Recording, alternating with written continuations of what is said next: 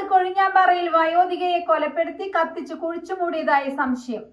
ആട്ടയമ്പതിയിൽ സരസമ്മാൾ എന്ന വയോധികയെ കാണാതായതിനെ തുടർന്നുള്ള അന്വേഷണമാണ് കൊലപാതകമെന്ന നിഗമനത്തിലേക്ക് എത്തിയത്. പാലക്കാട് കൊഴിഞ്ഞാമ്പാറയിൽ വയോധികയെ കൊലപ്പെടുത്തി കത്തിച്ചു കുഴിച്ചുമൂടിയതായി സംശയം. വടകരപ്പതി ആട്ടയമ്പതിയിൽ സരസമ്മാൾ എന്ന വയോധികയെ കാണാതായതിനെ തുടർന്നുള്ള അന്വേഷണമാണ് കൊലപാതകമെന്ന നിഗമനത്തിലേക്കെത്തിയത്. സംഭവത്തിൽ സംശയത്തെ തുടർന്ന് പ്രദേശത്തെ ഏതാനും യുവാക്കളെ പോലീസ് കസ്റ്റഡിയിലെടുത്തിട്ടുണ്ട്. ജൂൺ 10 മുതൽ സരസമ്മാളിനെ കാണാതായതിനെ തുടർന്ന് മകൾ കൊഴിഞ്ഞാമ്പാറ പോലീസിൽ പരാതി നൽകിയിരുന്നു. പരാതിയുടെ അടിസ്ഥാനത്തിൽ അന്വേഷണം ആരംഭിച്ച പോലീസ് പ്രദേശത്തെ ചില യുവാക്കളെ കസ്റ്റഡിയിലെടുത്ത് ചോദ്യം ചെയ്തു വരികയാണ്.